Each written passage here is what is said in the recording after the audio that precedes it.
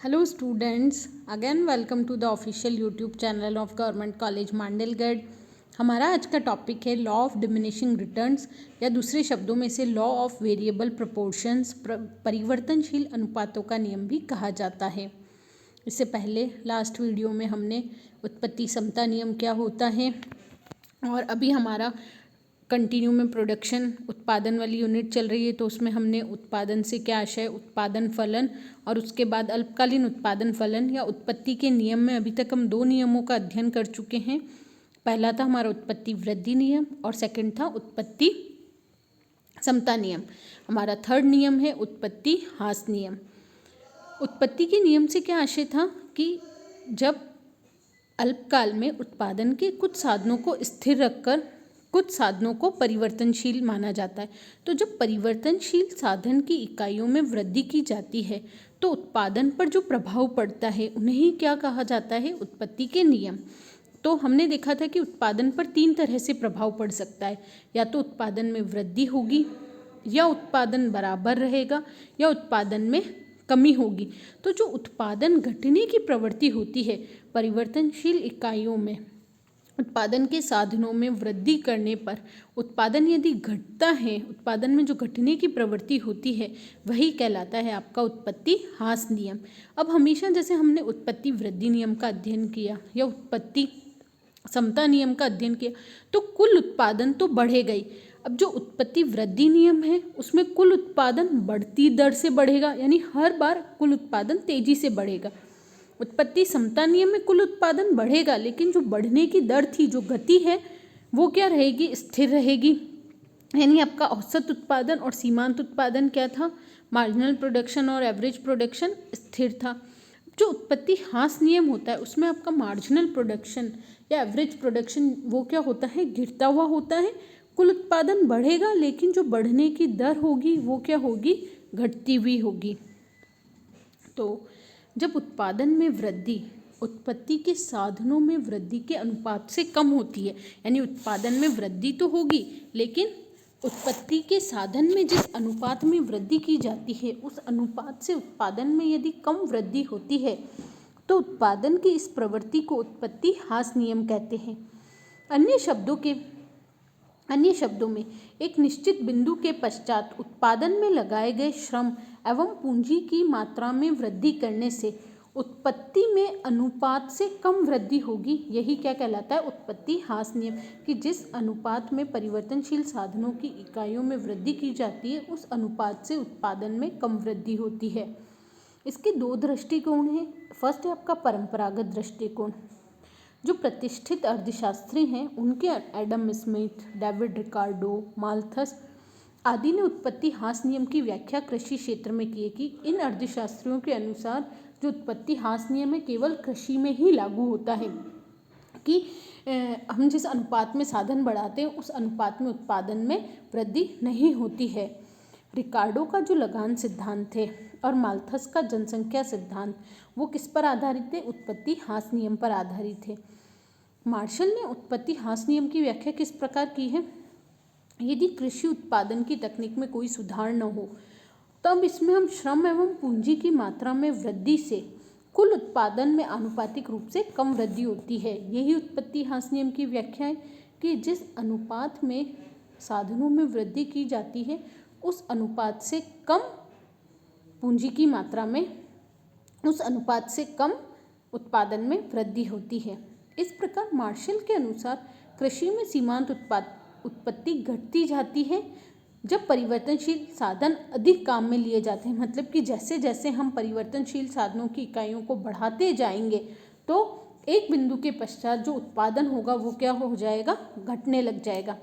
इसके अतिरिक्त यह कारण भी माना गया है कि कृषि में प्रयुक्त होने वाली तकनीक अपरिवर्तित रहती है और नियम के लागू होने के समय भूमि का आकार स्थिर हो। यानी जो प्रतिष्ठित अर्थशास्त्री उनके अनुसार उत्पत्ति ह्रास नियम केवल किस में लागू होता है, कृषि में लागू होता है। इस नियम के अंतर्गत जो परिवर्तनशील साधनों की इकाइयां हैं, जैसे इसकी जो तालिका है आपको तालिका में इधर दे रखी है, श्रम और पूंजी की इकाइयां, कुल उत्पादन, औसत उत्पादन और सीमांत उत्पादन।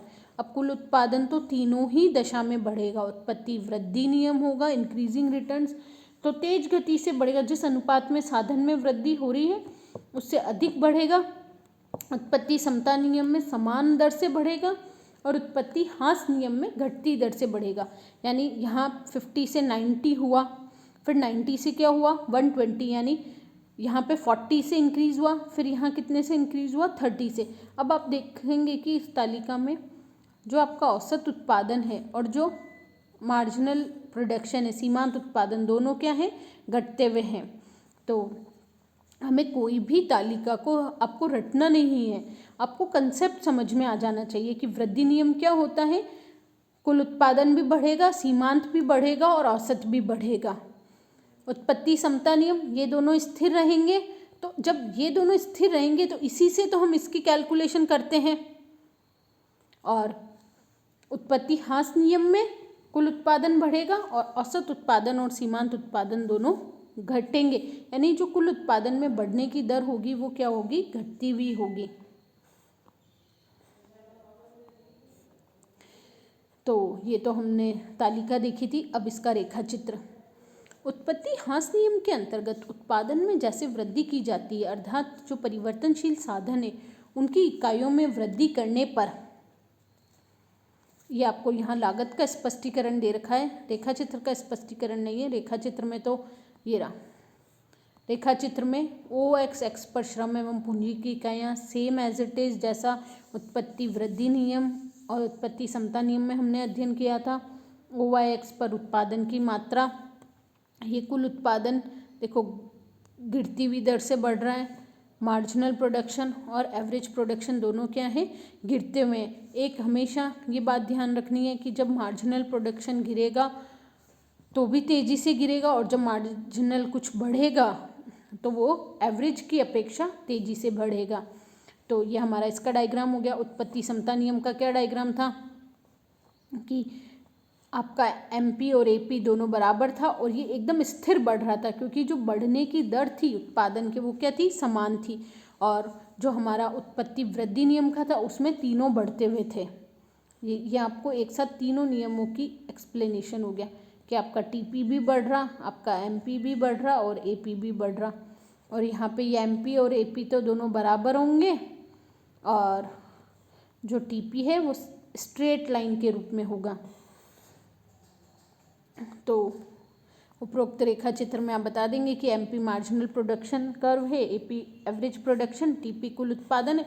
कुल उत्पादन घटती हुई दर से बढ़ रहा है और औसत उत्पादन की अपेक्षा सीमांत उत्पादन तेजी से घट रहा है। अब यहाँ देखिए 50, 40, 30, 20, 10 ये तेजी से घट रहा है और औसत उत्पादन 50, 45, 40, 35, 30 ये धीरे धीरे। तो ये आपका एवरेज प्रोडक्शन कर्व है और ये है आपका मार्जिनल प्रोडक्शन कर्व और ये है हमारा टोटल प्रोडक्शन कर्व।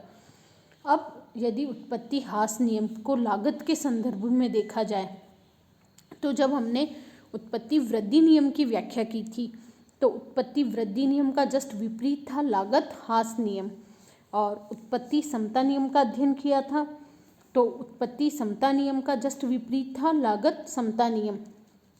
तो उसी तरह उत्पत्ति ह्रास नियम को यदि लागत से जोड़ा जाए तो उत्पत्ति ह्रास नियम और लागत वृद्धि नियम कि हम उत्पादन के साधन की इकाइयों को बढ़ाएंगे तो लागत बढ़ेगी, लेकिन उस अनुपात में यदि उत्पादन और तेज़ी से बढ़ जाए तो लागतें कम हो जाती है।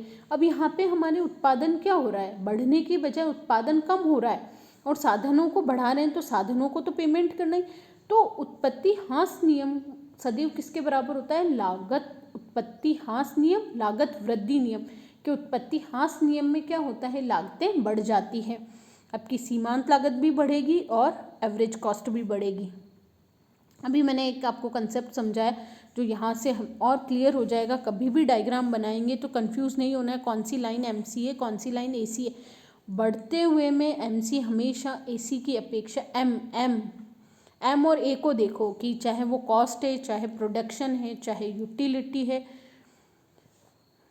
M हमेशा एक से तेज़ी से बढ़ेगा और घटते टाइम M हमेशा A से तेज़ी से घटेगा। तो हमेशा बढ़ते टाइम MC ऊपर फिर AC, और जैसे हम मार्जिनल प्रोडक्शन और एवरेज प्रोडक्शन दोनों घट रहे हैं तो मार्जिनल प्रोडक्शन तेजी से घटेगा as compare to average production.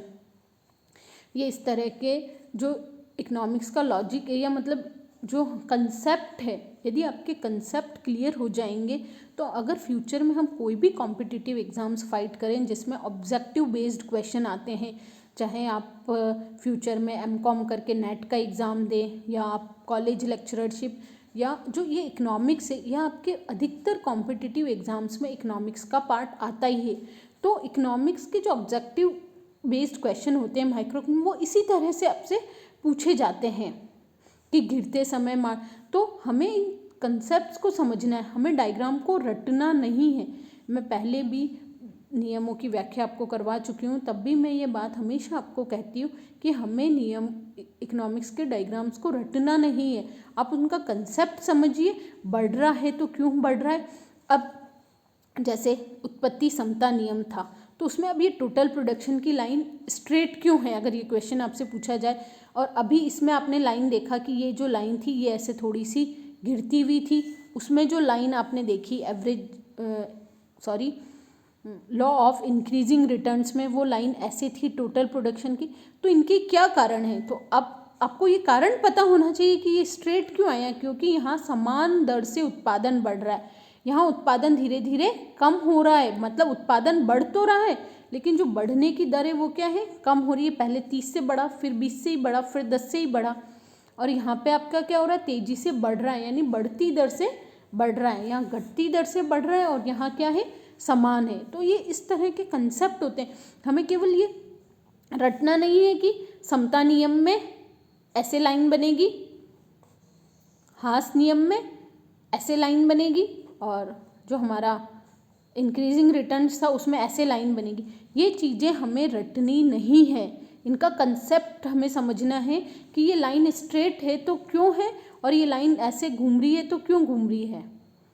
तो कोई भी डायग्राम, क्योंकि जब आपके कंसेप्ट क्लियर हो जाएंगे तो फ्यूचर में आप कोई भी कॉम्पिटिटिव एग्जाम्स में क्वेश्चन फाइट करेंगे तो आपको कंसेप्ट समझ में आने के बाद वो घुमा फिरा के भी यदि आपसे पूछेंगे तो आप उसका आंसर बहुत अच्छे से दे सकेंगे। इसलिए आपको कोई भी क्वेरी होती है, आपको नहीं समझ में आता है तो आप वापस क्वेश्चनिंग कीजिए, पूछिए। पर हमें रटना नहीं है कि इसमें हमें ये लाइन ऐसे बनानी है, ये लाइन ऐसे क्यों बनी इसका कारण हमें पता होना चाहिए। तो उत्पत्ति, अब ये नहीं होना चाहिए कि हाँ उत्पत्ति वृद्धि नियम को लागत ह्रास नियम कहते हैं, रटना नहीं है। क्यों कहते हैं इसका हमें कारण पता होना चाहिए कि उत्पादन में वृद्धि होने के कारण लागतों में क्या आ जाती है, कमी आ जाती है। उसी तरह उत्पत्ति ह्रास नियम को हम क्या कहते हैं, लागत वृद्धि नियम कहते हैं, क्योंकि उत्पादन के साधनों में जिस अनुपात में वृद्धि की जाती है उस अनुपात में उत्पादन में वृद्धि नहीं होती है, तो उस कारण लागतें क्या होती है, बढ़ती है। रेखा चित्र में इसमें OX अक्ष पर श्रम व पूंजी की मात्रा है। उत्पादन में जैसे जैसे वृद्धि होती है, वृद्धि AC व MC बढ़ती हुई अर्थात धनात्मक, और MC हमेशा ग्रेटर देन क्या होगा, AC, MC greater than AC है। अब ये देखिए आपको तीनों नियमों को एक साथ बताया गया है। यहाँ देखिए आप, ये यहाँ तक है, A से B तक उत्पत्ति वृद्धि नियम है, B से जो C का पार्ट है वो समता नियम में स्ट्रेट शो कर रहा है, और C से जो D का, यहाँ पे आप A और D डिनोट कर दीजिए इस डायग्राम, इस एक्सप्लेनेशन के अकॉर्डिंग, कि रेखा चित्र में A से B तक उत्पत्ति वृद्धि नियम, B से C तक उत्पत्ति समता नियम, और C से D तक क्या है, उत्पत्ति ह्रास नियम है। MP है, ये हमारा मार्जिनल प्रोडक्शन कर्व है। इसने किसके संदर्भ में, ये जो एक ही लाइन है, आपको एक ही कर्व दिया हुआ है, ये आपका कर्व है मार्जिनल प्रोडक्शन कर्व। उत्पत्ति वृद्धि नियम में सीमांत उत्पादन बढ़ता है, उत्पत्ति समता नियम में सीमांत उत्पादन स्थिर रहता है, और उत्पत्ति ह्रास नियम में सीमांत उत्पादन क्या होता है, गिरता है। तो रेखा चित्र जो उत्पत्ति के नियमों की क्रियाशीलता में प्राप्त होने वाले सीमांत उत्पादन की प्रवृत्ति को बता रहा है। OX अक्ष पर वही परिवर्तनशील साधन की इकाइयाँ, या हम ऐसे भी लिख सकते हैं श्रम एवं पूंजी की इकाइयाँ, यदि हमने श्रम और पूंजी को बढ़ाया है, और OY अक्ष पर लिखा गया है उत्पादन की मात्रा। तो हमने अभी तक उत्पत्ति के तीनों नियम, उत्पत्ति वृद्धि नियम, उत्पत्ति ह्रास नियम और उत्पत्ति समता नियम का अध्ययन किया है। बहुत इजी एक्सप्लेनेशन है, बहुत सेम डेफिनेशन है कि यदि उत्पादन के साधनों में वृद्धि की जाती है तो उत्पादन में उससे अधिक अनुपात में वृद्धि होती है, तो वृद्धि आपको नाम से समझ में आ जाएगा, तो वो उत्पत्ति वृद्धि नियम। उत्पादन के साधनों में जिस अनुपात में वृद्धि की जाती है और समान अनुपात में उत्पादन में वृद्धि होती है तो उत्पत्ति समता नियम।